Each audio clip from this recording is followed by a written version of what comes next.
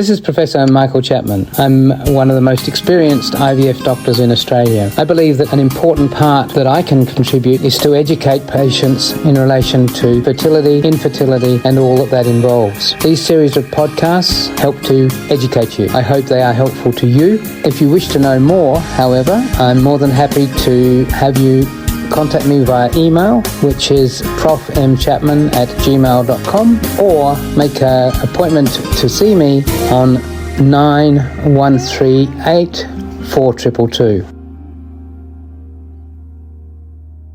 Prof, I think you kind of touched on this already, but could you discuss the difference between minimal stimulation IVF versus conventional IVF?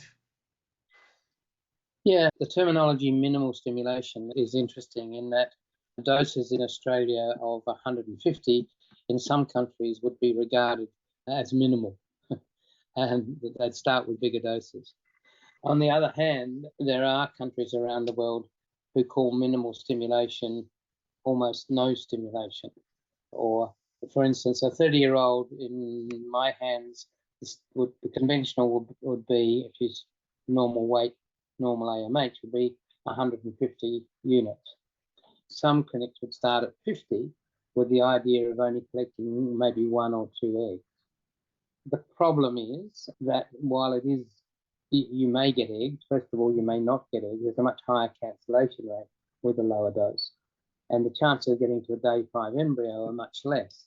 So if you do a minimal stimulation process, it's likely you're going to have cycle after cycle before you get an embryo to put back, or one that sticks anyway.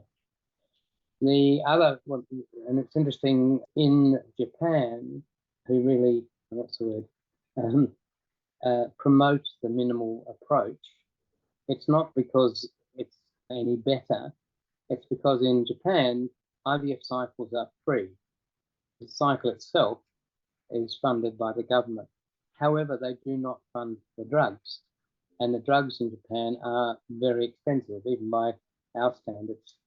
Our standards meaning what the PBS pays the drug companies. It's much higher than that.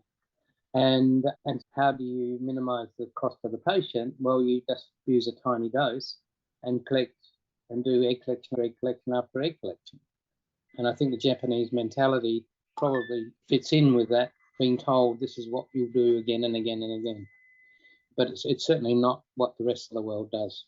Minimal, there are clinics around even Sydney who claim that minimal is more natural. That's garbage. The process of producing an egg is a natural process. However you stimulate it, you end up with an egg that's natural. It's not changing the world by having higher doses of drugs. It's important that the dose is the right dose for you, and that requires a specialist who understands what is required, who takes into account your AMH level, who takes into account your weight, takes into account your age, and that will determine the dosage of the drugs that you should have or should be taking, not some idea about increased natural or pushing things, and many of them immature. So there's a balance in between, but that requires an expert to work on. And don't forget that you can access all the previous episodes by going to our website www.theivfjourney.com and select IVF Journey podcast from the navigation menu.